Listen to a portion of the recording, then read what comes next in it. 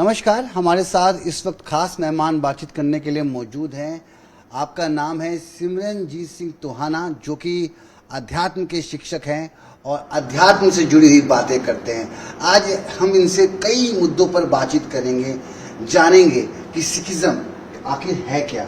और कहा जाता है कि कई लोगों के मैंने मुंह से सुना है सिमरनजीत सिंह जी कि सिखिज्म सनातन से ही जुड़ा हुआ है, सनातन से ही सिखिज्म निकला है। क्या कहें? ऐसी बात है कि अगर हम सिखिज्म का फिलॉसफी को ध्यान से देखते हैं तो जो सिखिज्म का बेस है वो श्री गुरु ग्रंथ साहिब जी की बाणी है। तो बाणी में जो सनातन का भेद दिया है ना, तो वो मन के साथ, मन की अवस्था के साथ जोड़ के दिया हुआ है। गुरबाणी में एक शब्द आता है, अब मन उलट सनातन हुआ तब जाने जब जीवत हुआ। कहने से भाव है कि जो सनातन है वो एक सच के साथ, उस सत्य अकाल पुरख के साथ जुड़ने का एक रास्ता है, जो हमारे को बताता है कि आप सनातन में योग क्रिया भी है, सनातन में मंत्र जाप भी है, सनातन में हवन भी है, सेवा भी है, कई तरह की शिक्षाएं सनातन में हैं। उसी प्रकार से अगर हम इस टाइप से देखते हैं कि सिख जो है वो सनातन या हिंदुओं के बीच में से निकला है या किसी से भी निकला है, तो लेकिन जो सिक्खी की असल परिभाषा है ना, तो देखिए जब गुरु नानक देव जी ने प्रचार किया, गुरु नानक देव जी ने उस निरंकार का उस रास्ता बताया, तो वो जो हिंदुइज्म है उसमें से भी बहुत सारी जो मतलब यहाँ पे रहने वाले सहमत हुए, ईसाई धर्म के भी सहमत हुए, जैनी भी, बौद्धि भी, मुस्लिम भी। और गुरु नानक देव जी जैसे चाइना, रशिया, जहाँ जहाँ भी वो गए, तो वहाँ पे जो जो सहमत हुआ, तो बेसिकली वर्ल्ड वाइड उन्होंने एक फिलॉसफी बताई है कि मन का उस परमात्मा से, उस नूर, उस ज्योत के साथ मिलाप कैसे हो, जो सनातन में भी पहले बताई गई, ऋषियों मुनियों के द्वारा भी बताई गई। अगर हम इस हिसाब से जोड़ते हैं कि जो पहले उपदेश गुरु, पीरों, फकीरों, ऋषि मुनियों ने बताया, उसी उपदेश को और अच्छे ढंग से गुरु नानक देव जी ने बताया, तो सब एक ही है। तो अगर हम बेसिकली इसको दुनियावी हिसाब से देखते हैं, तो दुनियावी हिसाब से किसी भी धर्म की, वो तो एक सांप्रदायिक अलग हो सकता है कि हिंदू अलग है, मुसलमान अलग है, लेकिन सिख एक सांप्रदायिक समूह नहीं है या एक कोई गुट नहीं है। ये तो एक फिलॉसफी है कि आप अपने मन स्वरूपी ज्योत को उस परमेश्वर की ज्योत में कैसे विलीन कर सकते हो, आप काम क्रोध लोभ मोह अहंकार से कैसे दूर रह सकते हो, आप इस संसार में जो जीने की कला है वो क्या है, गुरु क्या बताता है, ठीक है। और जो हम अवगुणों में, विकारों में, नशे में, संसार के काम क्रोध लोभ अहंकार में पड़ जाते हैं, उनमें से कैसे निकलना है। तो इस हिसाब से सनातन, सिख, सब ये सब एक है। मैं सवाल आपसे ये पूछना चाहूँगा कि क्या सिखिज्म में हिंदुइज्म का जिक्र है, क्या श्री राम का जिक्र है, भगवान शिव का जिक्र है? क्योंकि मैंने आपसे कई बार सुना है आपके मुंह से। हाँ जी, गुरु ग्रंथ साहिब की वाणी में जो श्री राम जी को त्रेता युग के अवतार पुरुष बताया है, द्वापर में श्री कृष्ण जी की, द्वापर का उल्लेख करके द्वापर युग का श्री कृष्ण जी की महिमा की गई है, और विष्णु जी को भी बहुत अच्छा बताया है, और सुखदेव मुनि जी हैं, और अम्बरीक जी हैं, अग्रसेन जी हैं, जो पहले हमारे प्रहलाद जी हैं, ध्रुव जी हैं, जो पहले पिछले युगों में कबीर, इसी युग में जैसे कबीर साहब, नामदेव जी, रविदास जी, तो सबका जिक्र करके उनको उत्तम सतपुरुष बताया। तो जैसे शिव ब्रह्मा महेश, शिव ब्रह्मा विष्णु जो हैं, उनको एक देव रूप की शक्ति बताया है, 33 करोड़ देवी देवताओं का वर्णन किया है। तो वो गुरु नानक देव और जो भगत साहिबान, संत साहिबान हैं, वो खुद जब उनके वचन करते हैं, तो उनके वचनों से ऐसा पता लगता है कि पहले इस समय में इन युग पुरुषों ने, इन महामानवों ने, इन संत जनों ने भी संसार को जोड़ा, लेकिन उनके जाने के बाद कि जैसे समय बदलता गया, कुछ सांप्रदायिकता आती गई, जगह हिंदुइज्म में चले जाओ तो आपको कितने पीठ मिलेंगे, कितने अखाड़े मिलेंगे, कितना जात मजहब का मिलेगा। कोई कह रहा है कि आप सनातन विद्या से चलो, कोई कह रहा है आर्य समाजी विद्या से चलो, कोई कह रहा है जैनिज्म में चलो, कोई कैसे। तो इसी प्रकार से मुसलमानों में भी है, इसी प्रकार से सिखों में भी है। अगर बेसिकली संसार में धर्म देखें तो उसका कोई रूप समझ नहीं आता। तो गुरु नानक देव जी जो उदाहरण देते हैं गुरबाणी में भी, जैसे राम जी ने नाम का भेद दिया, अकाल पुरख का भेद दिया, उसी प्रकार से फिर कृष्ण जी ने भेद दिया, उसी प्रकार से फिर कबीर साहब उन्होंने दिया, उसी प्रकार से हम दे रहे हैं। तो ये सारा जिक्र उनका आता है। उनको एक बहुत उच्च व्यक्तित्व में महाराज जी ने कहा है गुरबाणी में, पार जात्र गोपी ले आया, बिंद्रावन में रंग किया, बिंद्रावन का भी जिक्र उसमें आता है। तन तन तू माता देवकी जी का भी जिक्र आता है, ठीक है ना जी। जित ग्राय कबलापति, और बहुत सारा मतलब गुरबाणी में गीता का भी जिक्र आता है। प्रणमय नामा यूं कहे गीता, क्योंकि गीता का भी जिक्र आया। तो गुरबाणी में सर्व साझी का उपदेश आता है। सवाल आपसे मेरे को कई सारे, क्योंकि आप कई ऐसे रहस्य और अनसुलझे किस्सों पर बातचीत करते हैं। हम इस वक्त कलयुग में जी रहे हैं जी। तो क्या कलयुग का अंत जब होगा तब क्या होगा, और क्या आप ब्रह्मांड की शक्ति पर क्या बिलीव रखते हैं? क्या हम लॉ ऑफ अट्रैक्शन से उन चीज़ों को पा सकते हैं जिसकी हम कामना करते हैं या इच्छा शक्ति रखते हैं? जी, जो बेसिकली कलयुग का अंत है ना, वो अगर आप आसान शब्दों में समझेंगे तो जैसे एक पॉजिटिव और नेगेटिव एनर्जी होती है जी। तो कलयुग को कलयुग क्यों कहते हैं? क्योंकि ये कला का युग है। कला सतयुग में भी प्रकट हुई थी, लेकिन तब भक्ति की शक्ति प्रकट हुई थी। जैसे हम देखते हैं कि जो देव पुरुष हुए हैं, जो अवतारी पुरुष हुए हैं, उन्होंने अपनी भक्ति की ताकत के द्वारा उस वक्त जीवन जिया। जैसे जिसमें रिद्धि सिद्धि नवनिधि अष्ट सिद्धि, तो हर एक जीव के पास उस वक्त था, क्योंकि तप था। अब तपोबल नष्ट हो गया, तो अब जीवों के पास रिद्धि सिद्धि निधि या अष्ट सिद्धि, ये कुछ एक कोई आपको ढूंढने से भी नहीं मिलता। हो कहाँ है, वो गुप्त बैठे हैं तो उनके पास है। लेकिन जो संसार का हो गया, ये संसारी जो तत्व है, इसकी कला चल रही है, जो दृष्टमान कला चल रही है, जैसे जो वैज्ञानिकों ने प्रबंध किया। तो इसी करके इसको कला बोला है कि चाहे कोई भक्ति करता है चाहे नहीं करता, सबको सुविधा मिलेगी, और वो सुविधा दृष्टमान माया से मिलेगी, पैसे देकर मिलेगी, आपको काम करके मिलेगी। अब भक्ति भाव से अलग चल रहा है। तो जैसे धीरे धीरे धीरे धीरे नेगेटिविटी आत्माओं की बढ़ती जाती है, काम क्रोध लोभ मोह अहंकार का नशे का जोर बढ़ता जाता है, और अंदर से हमारा वेग जो है वो क्रोध का बढ़ गया, काम का बढ़ गया, लोभ का बढ़ गया, वैसे वैसे वैसे वैसे कलयुग का प्रकोप बढ़ता जाएगा।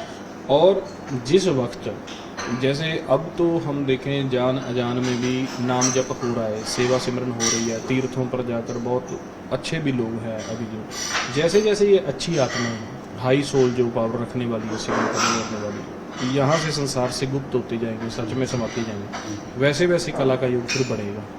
और 5 तत्वों का संतुलन जो है, वो जो ये मनमुख मनमत वृत्ति काल नेमी आत्माएं होती है ना, तो ये बिगाड़ देंगे। जैसे हम देखते हैं कि 3rd वर्ल्ड वॉर है, या हम देखते हैं कि उसकी बात होने लगी है, या परमाणु की बात होने लगी है। तो जैसे जैसे संत जनों का, भगत जनों का, अच्छी जो आत्माएं हैं, उनका प्रताप यहाँ से कम होता है, तो वैसे वैसे काल का विनाश बढ़ेगा। लेकिन अभी बहुत दूर है, अभी नहीं। एलियंस को लेकर बिलीव रखते हैं? जी, एलियंस क्या हैं? कई ऐसे बातें होती हैं देश विदेश में कि एलियंस का अस्तित्व है, एलियंस हैं जो हमारे बीच तमाम चीज़ों को नज़र रखे हुए हैं। जी, एलियंस का, अगर एलियन शब्द का आप अर्थ देखेंगे ना, तो उसका मीन्स है प्रवासी। तो हम अगर शास्त्र पढ़ें, चाहे हम गुरु ग्रंथ साहिब की बानी पढ़ें, तो उसमें पहले भी जिक्र आया है कि आपकी अकेली धरती नहीं है जहाँ पर जीवन है। बहुत सारी ऐसी धरतियाँ हैं जहाँ पर आपसे बहुत ज़्यादा एडवांस जीवन भी है, आपसे बहुत ज़्यादा पीछे का जीवन भी है। जैसे कोई 5000 साल एडवांस भी है, कोई 2-4 हज़ार साल पीछे का भी जीवन जी रहे हैं। तो एलियंस बेसिकली जब हमारी धरती के अलावा और भी धरतियों पर जीवन है, तो एलियंस है ही हैं। लेकिन अभी तक, आज के समय तक ऐसी तरक्की नहीं हो पाई है कि दृष्टमान कला से कोई एक धरती से दूसरी धरती तक जा सके, क्योंकि अभी तक वैसे कोई विमान नहीं बना। अगर हम देखना चाहते हैं कि कौन कौन सी धरतियों पर जीवन है, तो वो हम अपने ध्यान की कला, एक हमारे पास ध्यान की ताकत है, जिस ताकत से हम अपना जीवन जीते हैं। अगर आपने पढ़ाई करनी है, कोई भी आप जीवन जॉब करनी है, कोई भी आपने जीवन में काम करना है, तो आप ध्यान उधर लगाते हो। तो वो आपका ध्यान जब उधर लगता है, तो धीरे धीरे आपका ध्यान ही आपके कर्मों को बनाता है, नए कर्मों की सृजना करता है। तो ऐसे अगर हम शब्द की भक्ति करते हैं, शब्द कौन सा है? पहले तो हम जप करते हैं, गुरु मंत्र है। गुरु मंत्र का जप करने से हमारे अंदर बीज मंत्र प्रकट होता है, जैसे अनाहत शब्द कहा जाता है। वो बीज मंत्र किसी भाषा में नहीं है, जैसे राम हरि अल्लाह वाहिगुरु इस भाषा में नहीं है। वो नाद की न्याय अगर साउंड चल रही है, आपके अंदर, मेरे अंदर, सबके अंदर वो साउंड चल रही है। जब वो बीज मंत्र प्रकट हो जाता है, नादी मंत्र प्रकट हो जाता है, हम उसकी आराधना करते हैं, उसको ध्यान देकर, जैसे जैसे हमारी सोल उसको ध्यान में सुनते हैं, एकाग्रता जैसे जो 10वें द्वार में प्रकट होता है, तो हमारी जो मन की पावर है वो 100 गुना 1000 गुना बढ़नी शुरू हो जाती है। कहाँ? सूक्ष्म में। सूक्ष्म में जब तो हमारा ध्यान काम करने लग जाता है। ध्यान तो अब भी हमारा काम कर रहा है। इसी को लॉ ऑफ अट्रैक्शन कहा गया है कि आप अंदर से चेतना पैदा करते हैं। जी, जो चेतना है, चेतना तो अब भी हमारी काम कर रही है। आप मेरे पे ध्यान दे रहे हो, मेरी बात को समझ रहे हो, अपनी चेतना से समझ रहे हो। आपको इसके बाद कुछ और भी काम है, आपकी चेतना वहाँ भी काम कर रही है। लेकिन जो चेतना इस जो दृष्टमान कर्म के जंजाल से ऊपर निकल के, तो वही यही हमारी चेतना जब उस नाद के साथ कनेक्ट हो जाती है, तो ये ऊपर निकल के किसी भी, जितनी हमारी भक्ति की पावर होगी, किसी भी धरती का जीवन हम देख सकते हैं। कहाँ है वो धरती? यहाँ से अगर हम गणना करें कितने प्रकाश वर्ष वो दूर है। लेकिन जैसे हम सपना देखते हैं ना, सपना तो अपने आप चलता रहता है। लेकिन जब हमारा नाम के बीच में ताकत बढ़ जाएगी तो अपने ज्ञान द्वारा देख सकते हैं भी कौन सी धरती पर जीवन है, कौन सी धरती अब बिल्कुल बंद पड़ी है। क्योंकि जो हमारा सूक्ष्म चेतना है, ध्यान है, उसको अग्नि भी नहीं जला सकती, पानी भी नहीं डुबा सकता, हवा भी नहीं उड़ा सकती। तो इसी प्रकार से पहले ऋषि मुनियों ने बड़े बड़े ग्रहों की खोज की, और वही लॉ ऑफ अट्रैक्शन है। जब आपकी चेतना में नाम जप करके एकाग्रता के साथ पावर आ जाती है, तो जो भी आपके अट्रैक्शंस हैं, आप उसको ध्यान में लो के उसके स्मरण करोगे, आपकी चेतना में पावर है तो वो फुलफिल हो जाएगी। अब स्मरण तो सब कर रहे हैं कि मेरे को करोड़पति बनना है, मेरे को बड़ा बनना है, मेरे को राजनेता बनना है, लेकिन उनकी चेतना में पावर ना होने की वजह से जो पिछली किस्मत की, पिछले कर्मों की थोड़ी मोटी पावर है, वो धीरे धीरे बहुत लंबा समय लगा के आप किसी न किसी एक आधी चीज को प्राप्त करते हो।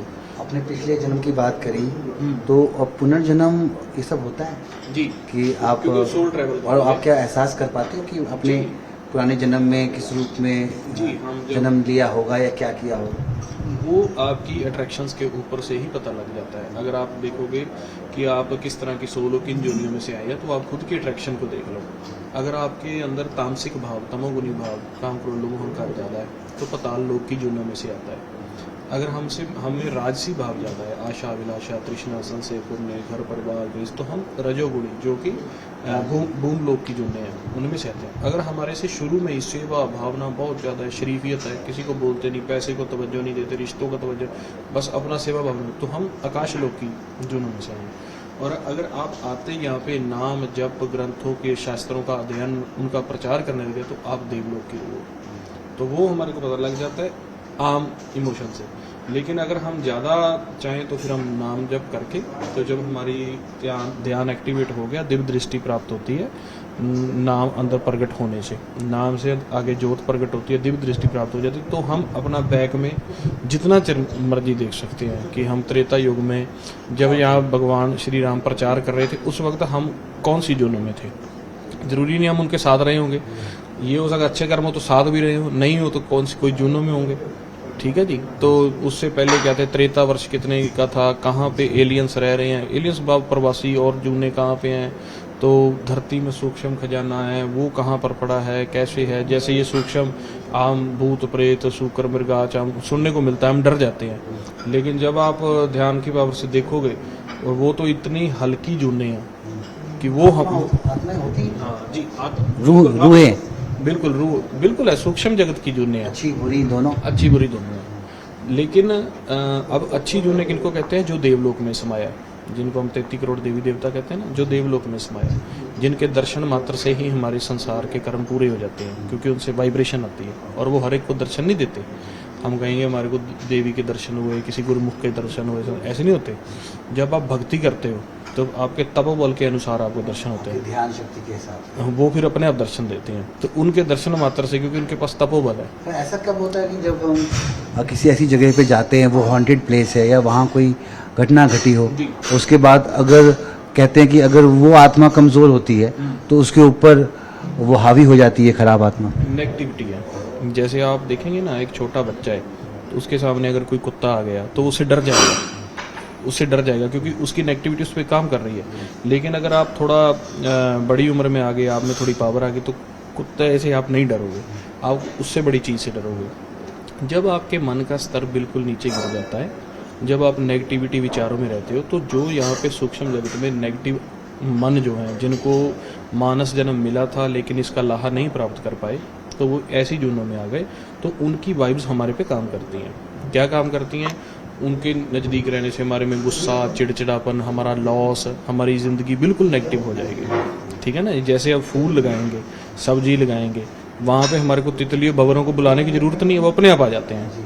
तो अगर कहीं पे गंद है, एक ज़मीन में गंद है, वहाँ पे पानी खड़ा है, बूटी है, वहाँ पे मच्छर मक्खी अपने आप आ जाता है। तो इसी प्रकार आप हो, अगर आप नेगेटिव थॉट्स को ग्रहण करोगे, शराब का, पर स्त्री का, ज़्यादा से ज़्यादा निंदा चुगली के साथ, तो आपके अपने आप ही आपके ऑरे में जो नेगेटिव ताकतें हैं उनका पहरा लग जाएगा। ऐसी चीज़ों से बचे कैसे? अगर नाम अगर बचना हो हमें ऐसी चीज़ों से, हाँ, कलयुग में सबसे बड़ा जो आधार बताया वो नाम जप है। जब आप नाम जप करते हो तो आपके ऐसे जो गलत कर्म बन गए हैं, नेगेटिव कर्म बन गए, वो खंडन होने शुरू हो जाते हैं। तो आप नाम से ही चेतना, नाम से ही जो अट्रैक्शन आप महसूस करोगे, शब्द का अभ्यास कर रहे हो, तो वो पूरी हो जाएगी। नाम से ही आप कर सकते हो, सारा भ्रमण कर सकते हो। तो कलयुग में तो बहुत सौखा कर दिया। ठीक है ना जी? तो इसी को ही गुरु नानक देव जी ने हिंदू, मुसलमान, क्रिश्चियन, बार इधर उधर सबको बताया कि आपने अगर भक्ति करनी है, आपने अगर अभ्यास करना है, परमात्मा को पाना है, तो ऐसे परम तत्व के अंदर हम विलीन हो सकते हैं। ये हमारे इंसानों में ये मेरा भगवान तेरा भगवान, ये तो है। सनातन मूर्ति पूजा को मानता है। जी। मूर्ति पूजा करते हैं हम लोग, पर आप लोग तो मूर्ति पूजा नहीं करते, आप गुरु का नाम लेते हैं। तो जैसे आपने कहा कि ध्यान करना है तो नाम जप कीजिए, तो मेरे लिए क्या उचित होगा, किसका नाम मैं जप करूं? नहीं, ऐसे देखिए, मूर्ति पूजा आकार में है। हमारा पत्थर से प्रेम हो सकता है, शिवलिंग से प्रेम हो सकता है, किसी मंदिर से प्रेम हो सकता है। जैसे सिख भी हैं, वो गुरुद्वारे से प्रेम करते हैं या कई बार फोटो लगा के प्रेम करते हैं। लेकिन जो निराकार है, जिसने सबको बनाया, वो आपके मेरे में अंदर सब में एक है। जो नाम की मैं बीज मंत्र की बात कर रहा था, वो आपके अंदर भी चल रहा है, मेरे अंदर भी चल रहा है, सब में एक ही चल रहा है। दसम द्वार सब में एक है, चेतना सब में एक है। तो हम अगर उसको जागृत करना है तो वो सबके लिए एक ही मंत्र है। आप वाहिगुरु नहीं जप सकते, राम मंत्र जपो। राम का मतलब है रमा हुआ, हरि का मतलब है हर एक जगह पे है। तो आप हरि का जाप करोगे, हर एक तरह के विचार और आकार से ऊपर उठ के, कोई भी आकार आंखों के सामने नहीं लेके आना। आप जब आंखें बंद करोगे, जाप करोगे, किसी भी आकार को सामने मत लाओ, सिर्फ आंखें बंद है, अंधेरा हो गया, इसको शून्य कहते हैं। शून्य में ध्यान धर के अपने मुख से बोलना है और अपनी आवाज़ को सुनना है।